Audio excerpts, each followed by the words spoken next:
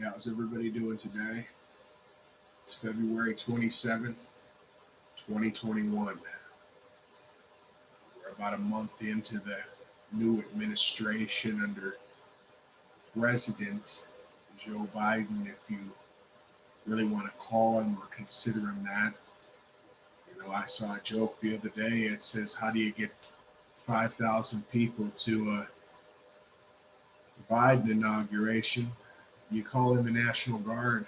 Seems to be the only way 5,000 people would have even showed up. But it seems to be a sad state of affairs here in this country.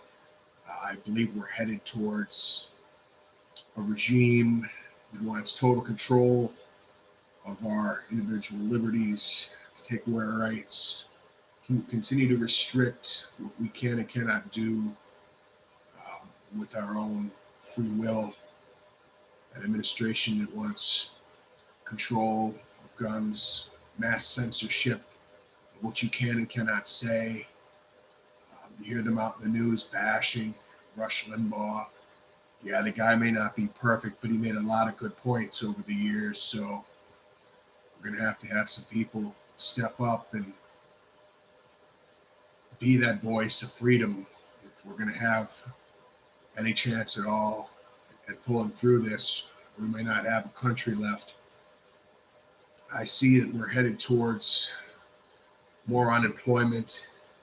It seems there's a lot of jobs out there, but I mean, even in my current line of work, I'm seeing people pretending to want a job, and then when it actually comes time to work, they don't show up, or they quit in the middle of the day, or it seems like we've become a society that's very decadent, very lazy, waiting for government to help them out.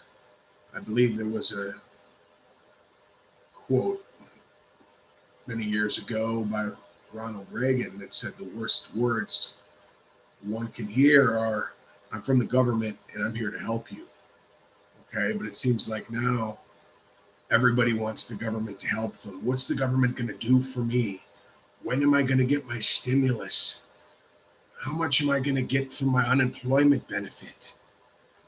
Maybe the government will get me a house. I could move into an apartment. Oh, the government can forgive my rent. I'll just lay around and do nothing. And we've become a society that's been lazy and decadent. The pandemic has pushed their agenda for further control.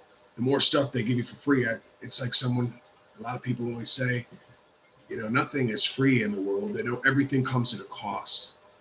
Is it at the cost of your freedom? Is it at the cost of the national debt going trillions and trillions of dollars higher than the already pitiful state that it's currently in? Which is really hard to tell where the ceiling is for this thing. I mean, how many years can we get by on an inflated dollar that's absolutely backed by nothing before we just have a complete and total collapse of our economy, of our structure, of this country as a whole? I mean, will it even be called the United States in 10 years? Will it become some national world government, as they talk about?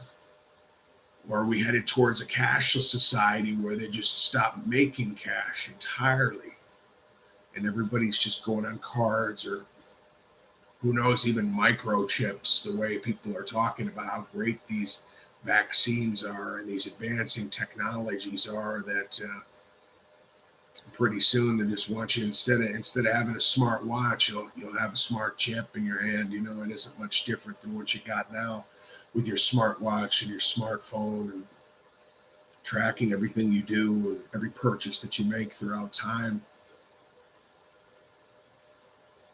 It's awfully sad that people are buying into this.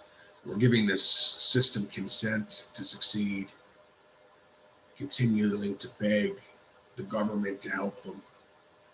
So it seems more and more the government wants to restrict small businesses in way of a corporate fascist takeover.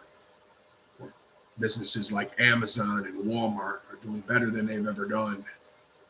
But, Joe's Bar down the street can't stay open past 10. No, can't stay open past 11. No.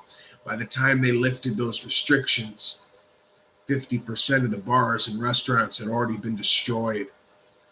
I think this is all part of their plan to crack down on small businesses, to destroy the mom and pops, any kind of entrepreneurial spirit that is left in this country will soon be gone.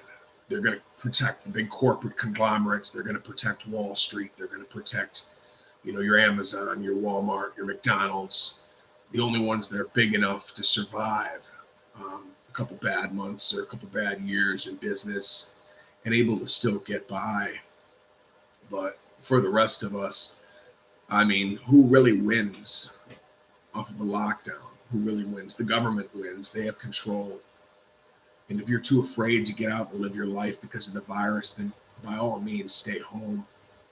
But to tell me how to live my life and what I have to do and what time I have to be home and if I should be wearing my mask or not, it's a matter of personal liberty. So you leave your comments down below, and thanks for watching.